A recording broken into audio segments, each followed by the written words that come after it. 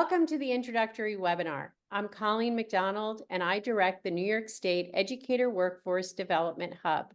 I'm here today with my team, and we would like to introduce ourselves. Steve, would you like to begin? Thanks, Colleen. Hi, I'm Stephen Dana. I'm the P12 subject matter expert for this project. Ellen. Hi, everybody. My name is Ellen Sullivan, and I am delighted to be the Policy and Research Subject Matter Specialist with the New York State Educator Workforce Development Hub. And now I'm going to toss it to Jean Ann. Hi, everyone. I'm Jean Ann Hunt. I work with institutions of higher ed on this project. Oh, Rita. Thanks. Hi, I'm Rita Floss, and I work to increase the awareness and involvement of the unions in this great project. It's our legacy work, as well as increasing the diversity in our teaching staff to benefit our students. Ellie, to you. Thanks, Rita. Hi, everyone. Ellie Fitzgerald. I am the project manager with the Hub team, and I will pass it over to Heather. Hi there, I'm Heather Sweet. I am the admin assistant for the Hub team. That wraps it up, and we'll go back to Colleen.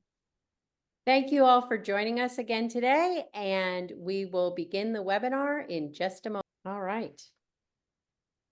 So, would like to welcome everybody to the New York State Educator Workforce Development Hub for our introductory webinar, talking about RAPs and what they are and how you can leverage them to meet workforce needs.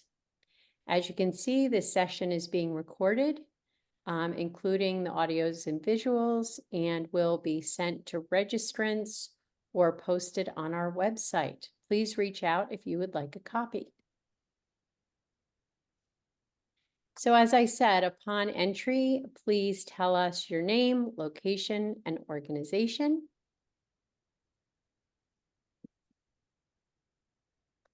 And you should see a poll come up rating your knowledge of the topic of registered apprenticeship programs for educators.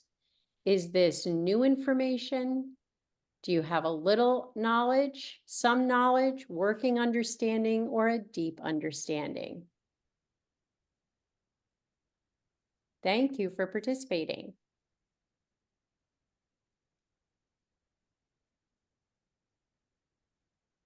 Okay. So today I'm going to welcome you and give you an overview of RAPs. And then Steve is going to take it away with the why they're important. Heather will field questions and answers throughout the program. Feel free to use the question feature or the chat feature. Jean Ann will talk about the what the work is. Ellen will talk about the work of RAPs.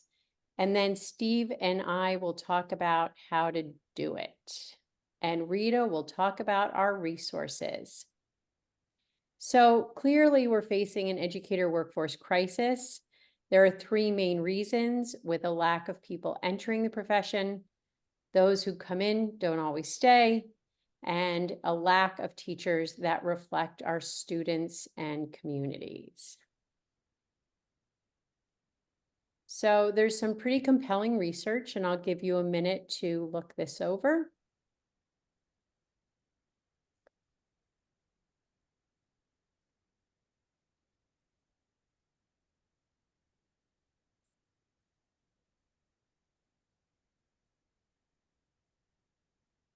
And considering your role, what are the top two challenges that you or your organization are facing in preparing and hiring and retaining new teachers? So I would ask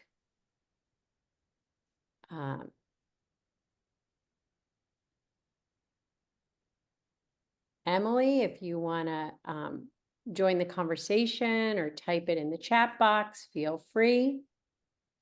So what are we hearing from the field, guys?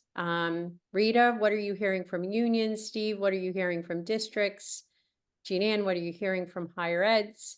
Ellen, what are you reading about in terms of what is going on nationally? What are the challenges that organizations are facing? Well, one of the things that I hear over and over again from people across the range of educators is how difficult it is to recruit people into the profession. And I often hear them say that people are feeling like the profession isn't respected the way that it used to be, that it's become very political, and that it's very challenging. The salary is low. There are really a myriad of reasons, but I think the one that is most difficult to hear is when I talk with teachers or folks who work for BOCES, who say, yeah, I hear teachers saying to their own children, you know, you don't want to go into teaching. It's not the way that it used to be. So Thanks. big challenges. One of the things I to hear, that. I'm sorry, Steve, please go. Go ahead, Rita. No, sorry. Go. I was going to say, one of the things I hear is that it's not what they were ready for. It's not what they thought teaching was going to be. That the children have needs that they don't necessarily, as educators, feel they were prepared to do. They were more focused on the content, teaching what they were going to do, and less awareness of how to help children with social emotional needs, let alone the importance of that.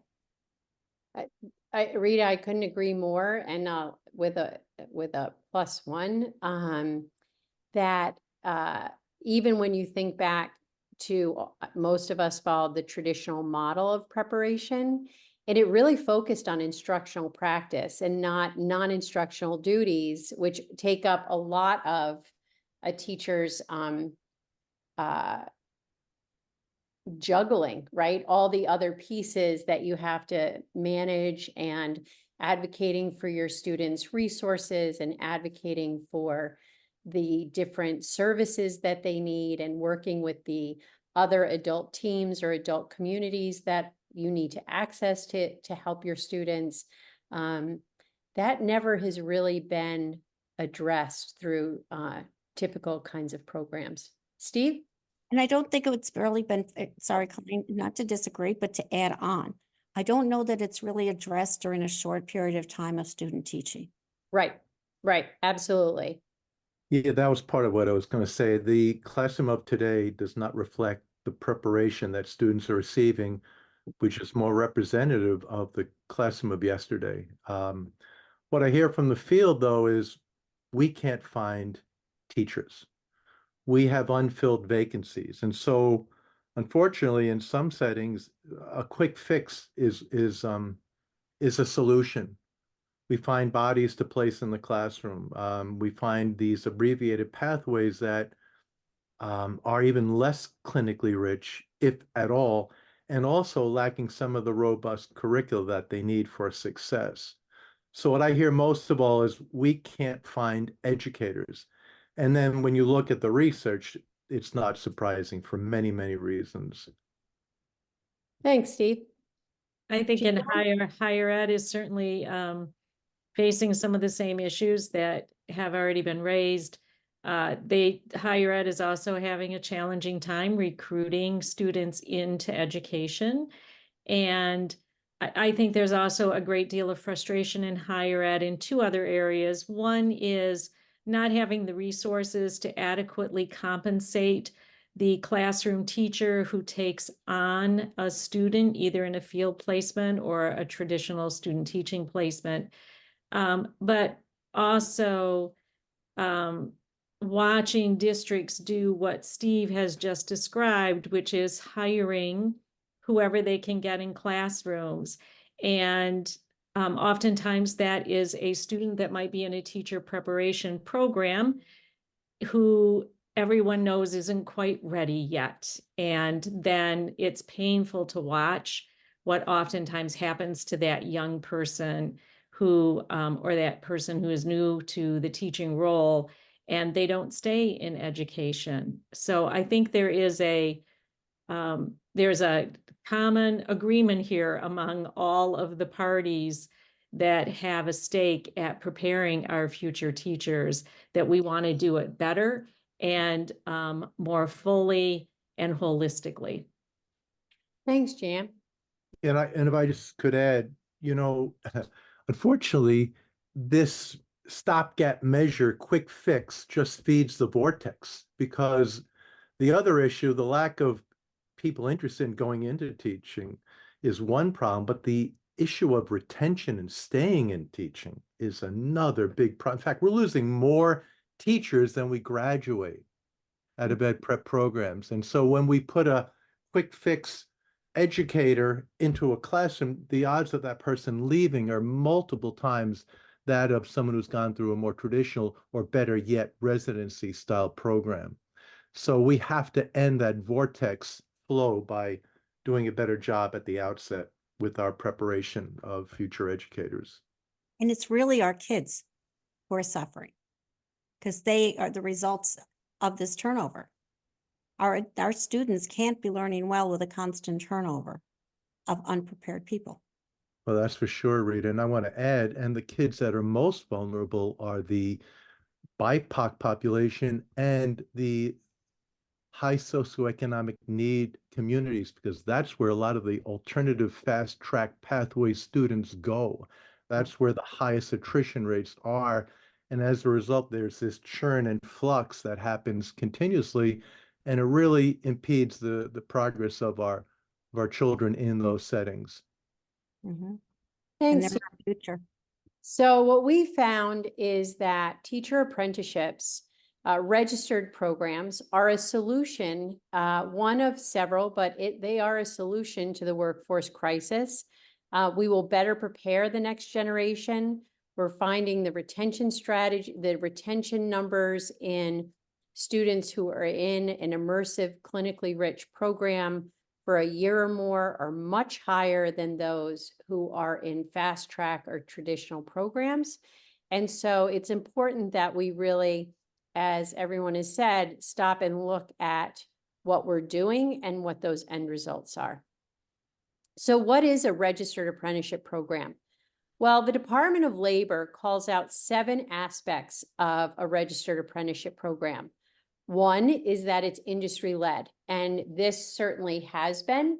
It was the industry that went to the Department of Labor and said, we would like a title of teacher because we want to prepare our teachers through this age-old, very successful model. It offers the person in training, the apprentice, a paid job. It has to be at least minimum wage and could be more. It offers that while they're being paid, that on-the-job learning and mentorship. And in the title of teacher, that's a 1-to-1 ratio. So one apprentice working with one experienced teacher to mentor them. It adds supplemental education, or what the Department of Labor refers to as related instruction. And in this case, it is their coursework to become a certified teacher. And that coursework now is coming to life every day as they learn it. It's not learned in isolation. They are applying it and seeing it with their kids and their teacher in the classroom every day. It expands diversity because it removes barriers into the profession. You no longer have to work for free while paying tuition for a semester or longer. It's paying you to be there. It removes the barrier because there are some vehicles for tuition assistance to reduce the cost of becoming a teacher.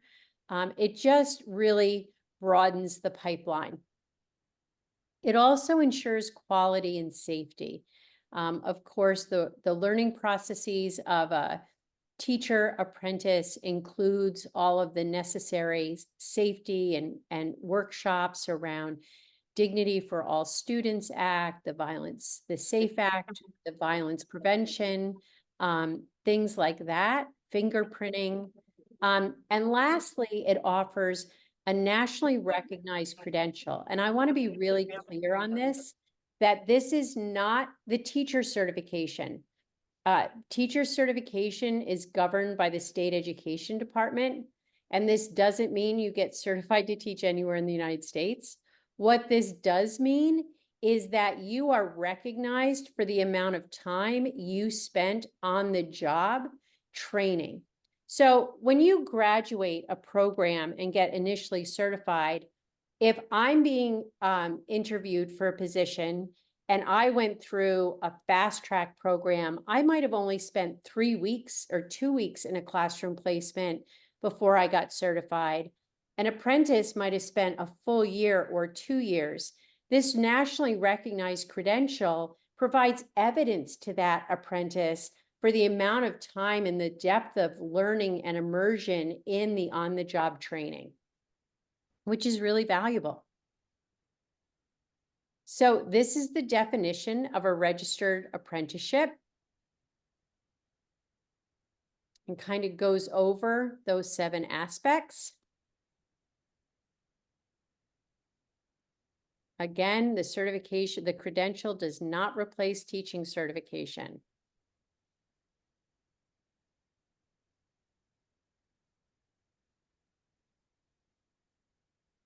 So other sectors of industry since the medieval ages have recognized apprenticeships as formal training programs and pathways into various careers. I mean, it started way back in the Middle Ages when master craftsmen trained the next generation for their trade to be a blacksmith or a miller or a tailor. It was brought over to colonial America and made its first appearance in Boston and Philadelphia. By 1745, there were 33 trades recognized in the United States. Well, we weren't the United States then, in colonial America. And then they continued to modernize. And in, the early 1900s, they started to grow into things like machinists and welders and pipe fitters and boiler makers, which are the traditional sectors that often we think about when we think about apprenticeships. But in 2017, the United States started recognizing white-collar professional occupations like health services, engineering, information technology. And then in 2021, New York State added the title of teacher to its roles in April, and the United States Department of Labor followed in December of that year. There's some great facts around apprentice graduates, and the retention rates are high. So who are the people that make up the New York State Registered Apprenticeship? It is a collaboration and a partnership. The DOL registers the program. It is usually through an employee sponsor, and school districts or the BOCES is typically the employer. The union offer co-sponsors the work because it's their members that represent the journey workers or the experienced educators that are working with these apprentices one-on-one. And partnering higher eds that provide the degree coursework are called related instruction providers. And so our apprentices are working to meet both the 7 competencies of the New York State teaching standards, plus 1 around substituting. The New York State Labor Department approves things like the new titles, approves the competencies, and the State Education Department laid out the related instruction pathway. So they wanted to make sure, as did we, that there was no shortcut to certification, that this was a high quality program where we were just adding to in terms of the level of on-the-job experience rather than taking away from the coursework and pedagogy, which are Very important. So here are the three legs of the stool that support a registered apprenticeship program and the core partners. And I'm going to turn it over to Steve to talk about the why. Thanks, Colleen. So as we were mentioning earlier, it's really about three things: recruitment, retainment, and providing a really strong, robust workforce for our students. The research is so deep, we could talk for hours on it, but we'll just kind of summarize it with 5 points. First of all, through a RAP, you have access to resources and support, and that removes barriers, which in turn increases diversity of the educator workforce. With a RAP, you have an immersive on-the-job experience. Research shows that when you immerse future educators in a clinically rich experience, their confidence goes up, their sense of efficacy goes up, and they stay in the field longer than those who don't have those experiences. You get improved P12 student learning and discipline. You get better schools when there's another set of hands in the classroom, when there's an apprentice working with a school-based teacher educator, the journey worker. Students learn more in the class. Discipline issues are lower. When you have a registered apprenticeship program, the mentor, that school-based teacher educator, the person that's going to metacognitively help this apprentice through the program from the start of the academic year to the end, they grow in their skills. They grow in their capacity to lead as teachers. And then finally, you build collaborative partnerships with your higher ed partners and vice versa. You know, we're very siloed in education in many respects across the country, frankly, but through registered apprenticeship programs, we break down silos and we collaborate for the good of our students and communities.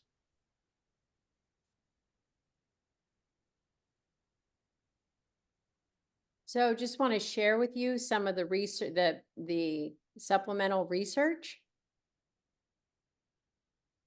that'll be included in the PowerPoint or in the recording.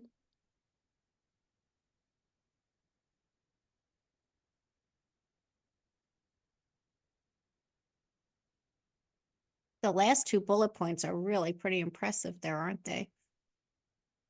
Mm-hmm. Absolutely.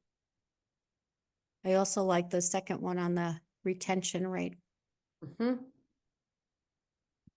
It's so much higher in a residency program. The superintendent say to me, well, people don't want to wait to be trained. I can hire them on a transition day or an internship certificate, and they get full salary and benefits, but they're the teacher of record. They're in the classroom alone as they're doing the coursework.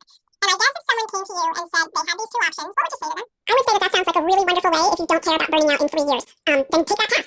But if you want to be actually prepared for the long haul, basically there's a cost to everything, right? Everything costs something. It's whether you're getting that cost up front and sacrificing up front, or you're going to sacrifice later on down the road. Are you doing the apprenticeship program? Yes. Are you making less money? You are. You've made that cost up front so that now when you're done and you have all that experience and training and patience and problem solving skills, if you enter in as the teacher of record and you have this on the job sort of slapdash thing, yeah, you're making the money. You don't have the same level of support. And it's a perfect way of burning yourself out and getting frustrated and getting negative. And the gist of it is, anyone can show up and do a job and get paid. But are you doing it well? And are you doing it in a sustainable way? And what the apprenticeship program does, you are learning all the strategies you need so that when you are the teacher of record, you have all the skill set that you need to be successful long term. People are going to make the decision that they want to make, but it's where do you want to pay that cost? I would want to pay that cost up front when I'm new and fresh and learning, and then feel confident in what I'm doing, and then go forward and know that I'm in a sustainable situation.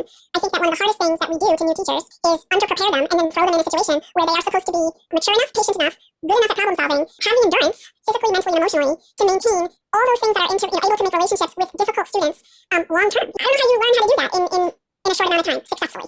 Teaching is too complicated to rush through the process, and it's a perfect way to burn someone out and possibly do damage to a student.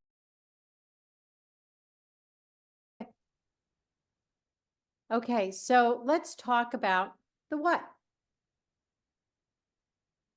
Jan, you can let me know if I don't advance fast enough, if you want me to go to the next slide. Okay, so you've already seen this slide, but it becomes increasingly important as we look at what needs to happen to create a registered apprenticeship program. So 3 partners here, higher ed unions and the districts or the BOCES. And what we're going to look at right now are some of the roles of those stakeholders. So you can see here that the district or the BOCES is the sponsor or the signatory, and they are providing that paid position for on-the-job experience and the application of learning. The unions are representing the experienced teachers acting as journey workers, which is a Department of Labor label for what we have called mentor teachers or cooperating teachers, or now the state is calling school-based teacher educators. And they're the people that are going to guide and mentor the apprentices. They might possibly represent the apprentices as well as defined in the local contract language. And then the higher ed is the related instruction provider.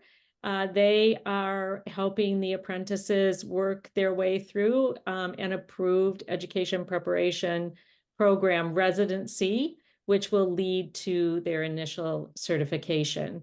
So we want you to be thinking about, in your particular situation, what's your role and who do you need to reach out to partner with? So we've talked a little bit about how an apprenticeship looks different from student teaching, and this infographic outlines that even more. I think we want you to pay attention to that student teaching experience, and many of us had student teaching experiences, and they were wonderful and interesting student teaching experiences, but they were also too short. And right now in the state of New York, you might get 70 days or 14 weeks, typically in 2 different placements. Your coursework has to be completed. You will have a solo teaching week, and you will have that university-based teacher educator, your supervisor, and your school-based teacher educator, your cooperating or mentor teacher. In a residency, that shifts. And the residency will address district priorities. It's a minimum of 1,000 hours. Just think about that alone, how much more time and experience a person gets in a residency program. It's a district paid position that becomes a really important part of the apprenticeship piece. And there is a gradual release of responsibility. So just this morning, I was talking to someone who was sharing that sometimes their teachers are reluctant to take student teachers because there's a dip in academic performance and sometimes an increase in disciplinary issues as that teacher who's really learning, that student teacher who's learning, starts to take over the classroom. And in their particular school, there has been a reluctance to welcome a student teacher into the classroom. But in the residency program, I watched this person get really excited about the idea of 1,000 hours with an extra set of hands, an extra pair of eyes. And as Steve shared with you, the academic learning goes up, the discipline issues go down. It gets even better when you add on the apprenticeship piece. So that builds on the residency. The hours increase. They're a minimum of 1,200 or 2,400 hours, depending on if you have a 1-year or a 2-year apprenticeship. There's an affiliation with the union, so we can compensate those teachers appropriately who are going to be mentoring the next generation of teachers.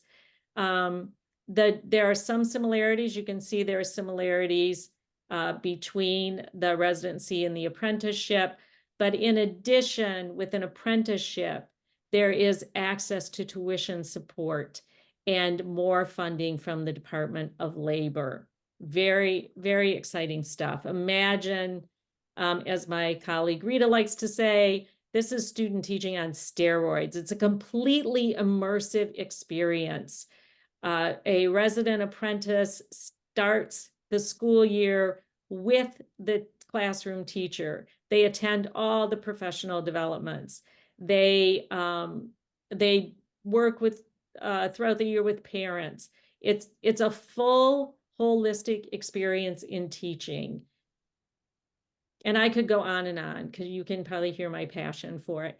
So what is a New York State Education Registered Residency Program? So in order for an apprentice to get paid, they need to be on a certificate while they work in a school. And so State Ed added a resident certificate to their list of certificates. And that enabled higher eds to create residency tracks. So a residency track is based on an already existing state-approved program, and it includes the district priorities, an MOU, that agreement that you are going to have with the districts that you're working with, and outline very good attention paid to the school-based teacher educator and the university-based teacher educator. There's an alignment of coursework because we want that on-the-job experience to really be integrated with the coursework that is happening at the college, because that creates deeper learning.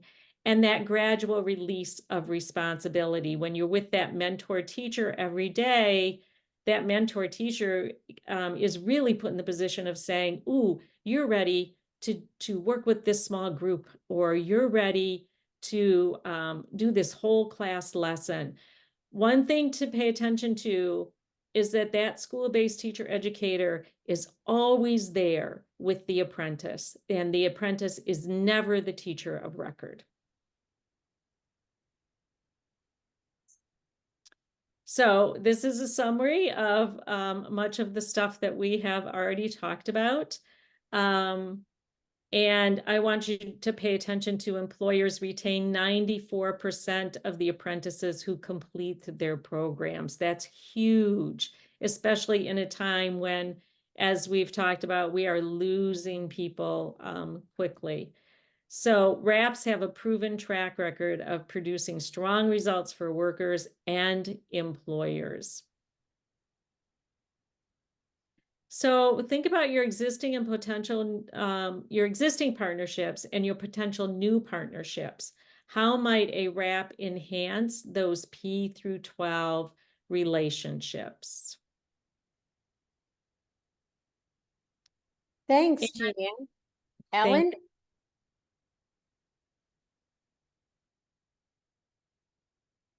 Hi, everybody. I am going to talk a little bit about how RAPs work and show you some success stories about how RAPs work in real world.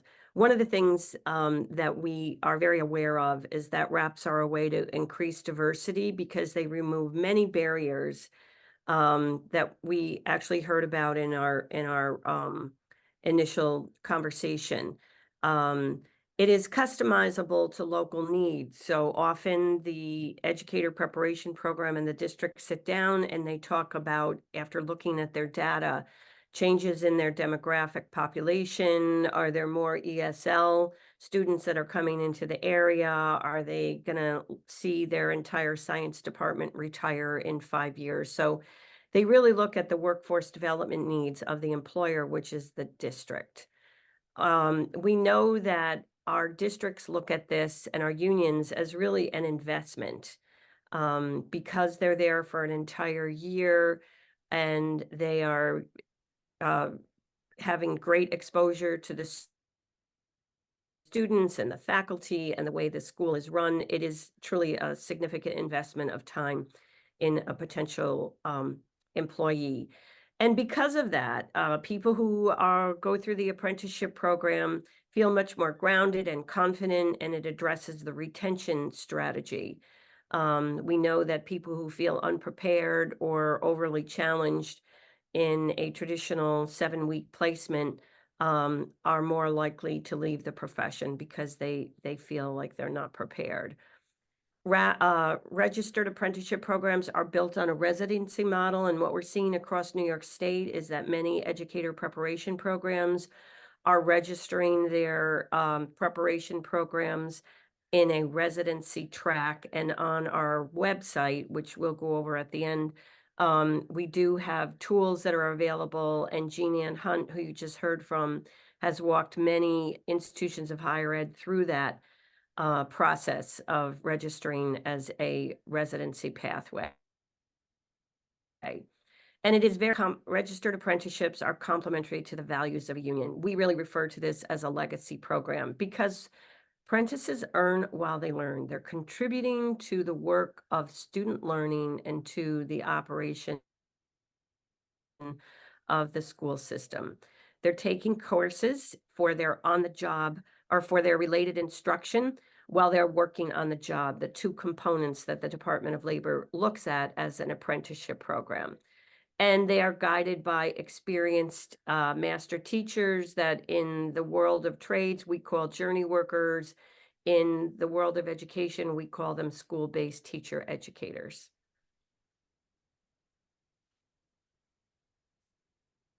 RAPs are not a quick fix to the teacher shortage. We have seen, as Steve referred to, many attempts to quickly get somebody certified and in a classroom, and that is not the way apprentices operate.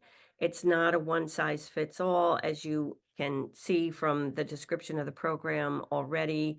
It is not a less rigorous pathway. In many ways, it's more rigorous because you are so deeply immersed in the work of the school and students. And really, this is something that's very common in the trades. And this is now the first time that an apprenticeship program has been applied to the field of education.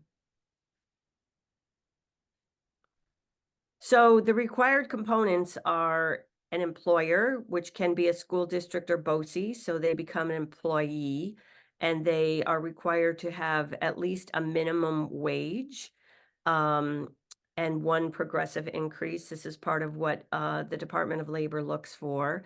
As Jean Ann spoke about earlier, they have to have on-the-job training, which is between 12 and 2,800 hours, depending whether it's a 1-year or 2-year program.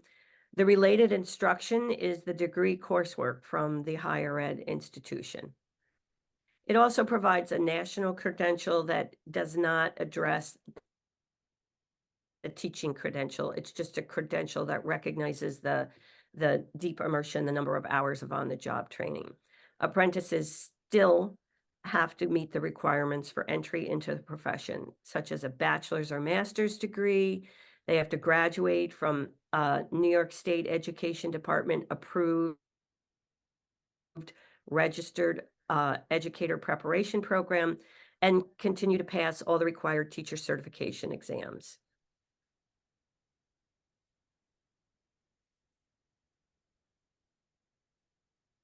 So this is a very brief video that really shows you in words of the people who are sponsoring the program and graduating from the program, what it meant to them. The demand for teachers is projected to rise for the coming years, with a significant portion of current educators expected to retire. This is where registered apprenticeships play a vital role. On the traditional route, you're typically doing 14 weeks versus what I've been in the classroom for 2 full years. Think about the amount of hours that I'm getting to spend with students. I get to build a relationship from the beginning through the end of the year, just like doctors do residencies for training. That hands-on experience is invaluable. Even for someone who is older and I have family responsibilities, I have 3 children, it made it possible for me to make that jump. They give you 2 years of experience with a teacher who can mentor you through the process, which really changes how you approach not only the students, but also the curriculum. The first year I went into this program thinking that I was teaching content. That was the most important thing. But as I've progressed throughout this program, I've come to realize that content comes second, building human beings comes first.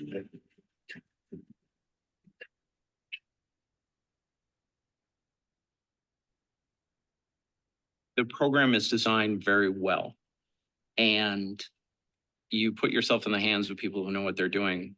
My attending teacher was an amazing resource. Anything to do with curriculum, school bureaucratic policies, interacting with other teachers and parents. So you have that resource to use. You get the full experience. I can take what I've been learning in my coursework and then apply it directly into what I'm doing every day. I feel much more confident than I would have been if I went a more traditional route because of all the experience and time I've been in the classroom. I just got a position in the school that I've been in for the last 2 years. That's like a dream come true. Progress can only be achieved with a knowledgeable and skilled workforce. Your success will inspire others to follow in your footsteps. You have recognized the immense value in earning while learning and have seized the opportunity to grow both personally and professionally. It's our responsibility to build the next generation of humans, and that's not something that we should take lightly.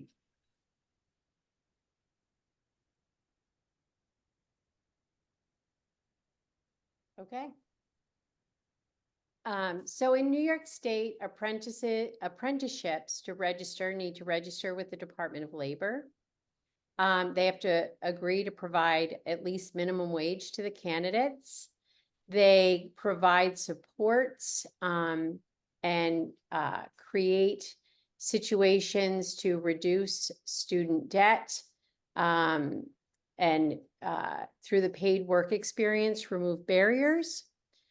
The higher ed works with the district to really tailor the preparation to those district priorities and the context of that district, and expands funding opportunities for the district and to supplement the district investment. We will pause here and take any questions in the chat.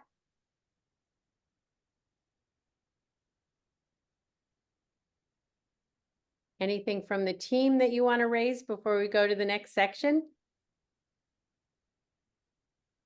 Really liked how in that video, I hadn't realized it, the one we just finished, how much it talked to and addressed some of the things we mentioned earlier. Absolutely. Thanks, Rita. So as a hub, we can help. The hub is funded by the U.S. Department of Labor. And so it offers, whether it's a district, a union, a higher ed, a community group, whoever is in this space as a stakeholder, we can offer you technical assistance and facilitation at no cost. And how are we going to do that? So this is who we are. You've heard from all of us today. Oh, and since then, we actually have a new member, which we'll have to add to the slide. My apologies, Ellie. And so I forgot that we originally created this deck earlier. So we, as I said, use the Apprenticeship Building America grant. We offer technical assistance to help establish and support registered apprenticeship programs. There's an overview of a timeline, not to frighten anyone. It's based kind of on the various calendars we need to think about. So if you want to start a registered apprenticeship program in September, you really, as we backward map, need to start thinking about the budget implications as you start your budget planning in December and January. We're getting to the point now where districts are going to have to go to their boards of education to have their budget voted on and finalized 45 days before the budget vote so that it can go out to the public and be fully advertised and transparent for all those districts that vote on their budgets at the end of May. And so, but it's never too late to start or too early to start planning. So if your particular region or district or BOCES hasn't thought about doing a registered apprenticeship program or a residency program, you could start the conversations now, certainly, and then plan on a September 25 start date if it's not going to work for you in terms of the budgeting process now. We do break it down in the slide deck to get a little bit closer and bigger so it's not as overwhelming and look at it in bite-sized pieces. This is the part where we're at right now. And so these are the things that the different partners would be doing or thinking about. Any of these can move though. the registration forms, the DOL forms, the AEG grant, that could be happening in late May and through the summer. So there's no finite rule about when this work has to happen. This is just kind of a general guideline. You will hope for the district budget vote approval. That's a date set in stone. And then between there and when you start your program, hiring work, figuring out the match to the candidates and bringing candidates on board, making sure that through their higher ed, they're going to start their coursework, and then obviously starting in the school on the first day with all of your other teachers. So some of the technical assistance we can provide as a hub include all of these things. And I'm sure there's some that we haven't thought about. We should probably add an other to every column to leave it open-ended, because we're pretty good about bending and flexing to meet the needs of the stakeholder or the partnership that we're working with.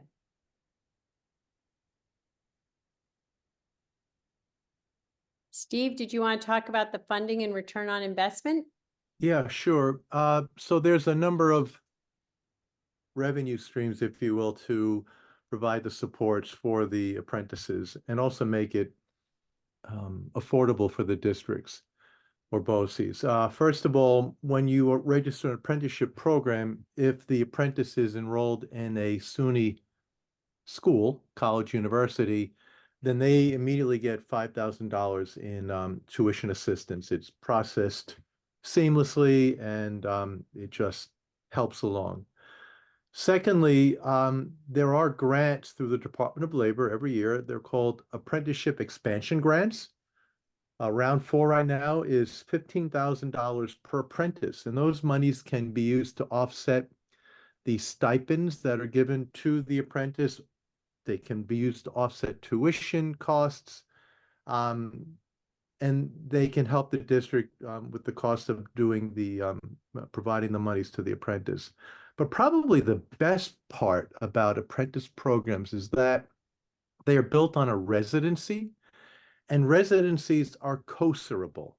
So there are 37 BOCES in New York State, and the COSER that a BOCES would write is 6261, and that COSER would allow districts that participate in the COSER to get monies back on their initial investment.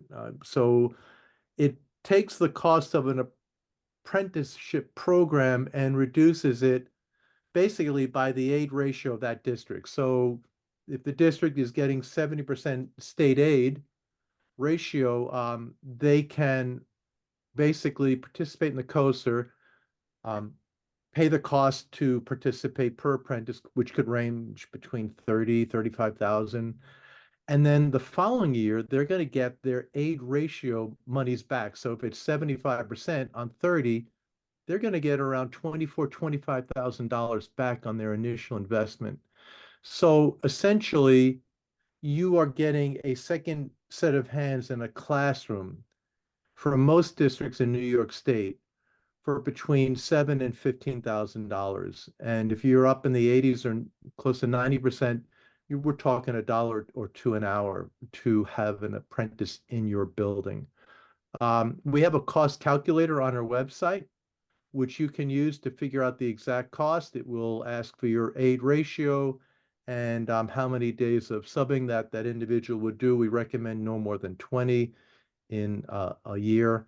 There's a lot of things to talk about, but essentially there's a lot of opportunities to offset the costs and remove the barriers for our students to go through an apprenticeship program.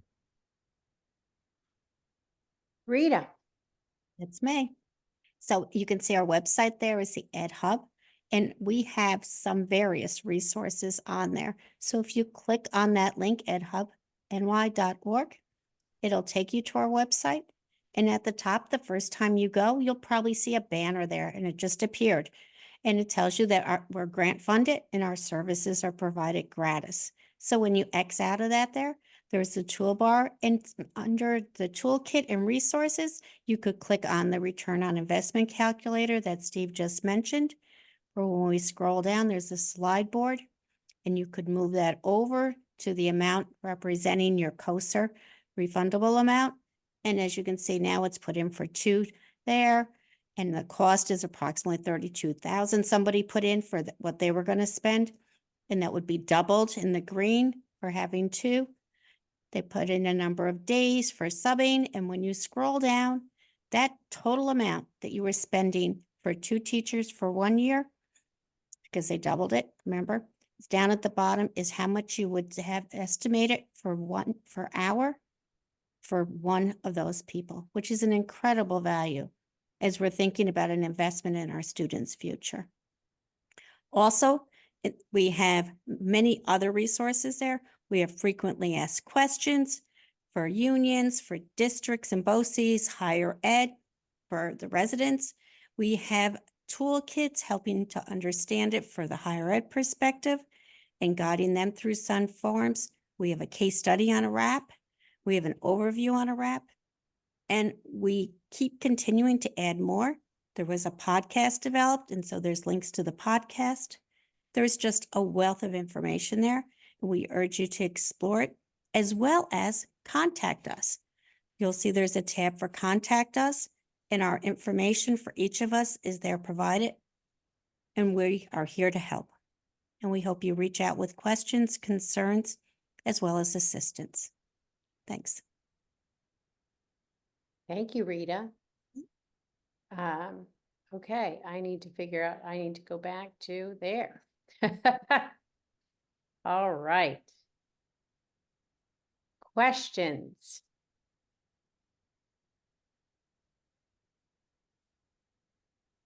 So we ask after your participation or after you've watched the recording of the webinar, we value your feedback. So we would ask you to complete the survey at this address. And we appreciate the time you'll take to do it. It's pretty quick. And so thank you in advance. And the walkaway question for you is, if this is interesting, how might establishing a RAP help with your recruitment and development and retention of new teachers? And probably the most important question, because this is really, truly a collaborative effort, is who else do you need to have involved in the conversation? And what are your next steps to reaching out and helping them understand the value of exploring this as an option? So with that, we would like to thank you all for joining us today. And I'd like to thank the team for all of their valuable information that they shared. Again, please reach out to us through the website or through email. Our phone numbers are also available. We are happy to set up a time to talk to you as an individual, to talk to you as a team, or to help you engage the partners that you'll need. Have a great day.